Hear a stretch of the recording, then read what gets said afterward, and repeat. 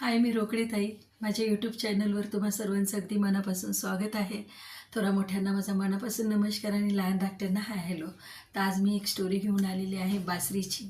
तर ती बासरी जी असते कृष्ण वाजवतात ती. तर त्या बासरीला प्रश्न केला काही गोपिकांनी मिळून आणि तिला विचारलं की आम्ही पण कृष्णावर एवढं प्रेम करतो, पण त्याच्या एवढ्या जवळ कोणी नाही आहे, एकदम पार होटाजवळ प्रेमाने घेऊन डोळे बंद करून तो तुला ज्या पद्धतीने घेतो आहे.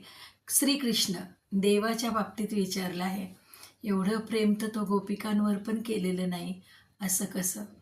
तेव्हा बासरीचे उत्तर एवढे छान होते की मी कृष्ण कृष्ण कृष्ण जपत होते आणि तिथून जाताना एका भक्ताचं माझ्यावर लक्ष गेलं आणि त्याने मला कृष्ण कृष्ण आवाज ऐकला म्हणून काढलं, तोडलं पहिले.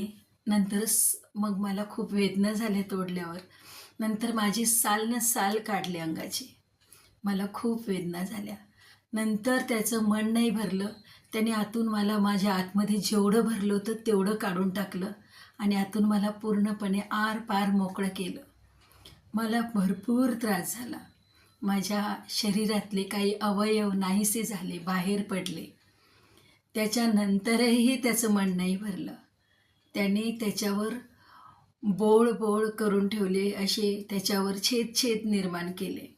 माझ्या पुऱ्या शरीरावर मोठे मोठे आरपार होल तयार करण्यात आले.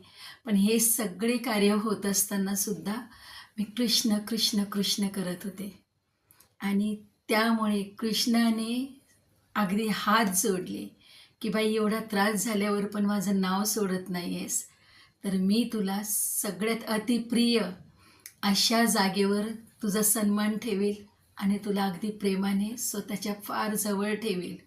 हे बासरीचे उत्तर होते.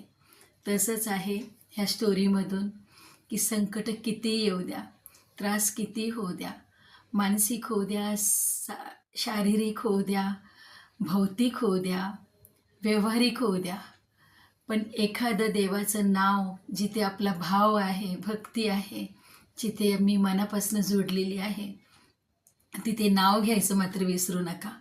तिथं आपलं अगदी नामस्मरण चालू राहू द्या.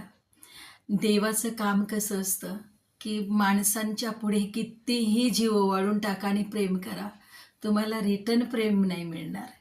तुम्हाला काहीतरी स्वार्थानेच कोणीतरी तुमच्या जवळ येईल. पण परमेश्वर तसा नसतो.